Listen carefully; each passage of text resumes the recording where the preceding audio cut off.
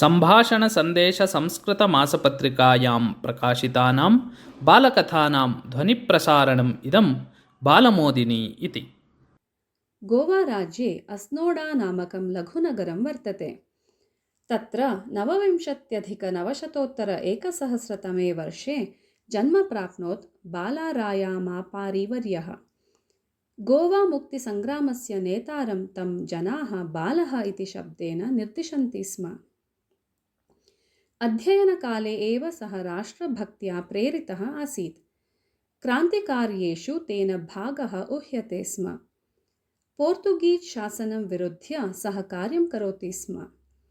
एतद् ज्ञातवता सर्वकारेण तस्य बन्धनाय आदेशः प्रसारितः, किन्तु सः क्वापि न प्राप्तः एव।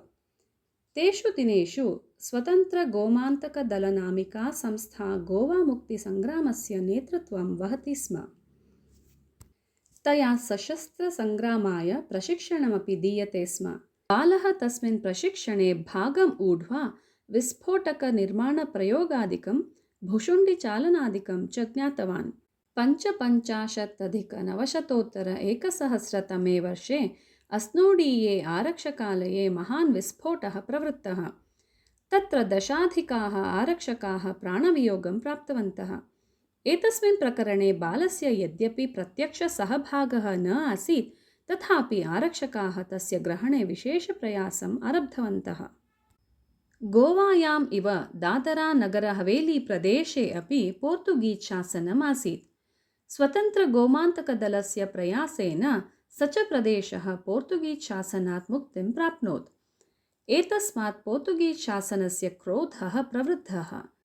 महता प्रयासेन शासकीयैः आरक्षकैः 25 स्वातन्त्र्ययोद्धारः गृहीताः। तेषु बालः अपि अन्यतमः आसीत्।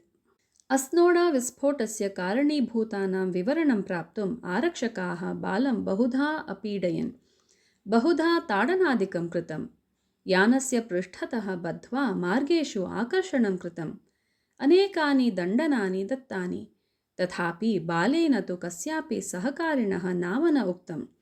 अनेकविधानां पीडानां कारणतः कारागारे एव सः प्राणवियोगं प्राप्नोत्। 61-1901 वर्षे गोवाराज्यं पोर्तुगीजेभ्यः मुक्तिं प्राप्य स्वतन्त्रभारतस्य अङ्गम् अभवत्। अस्नोडा ग्रामे बालस्य स्मारकम् अद्यापि द्रष्टुं शक्यम्।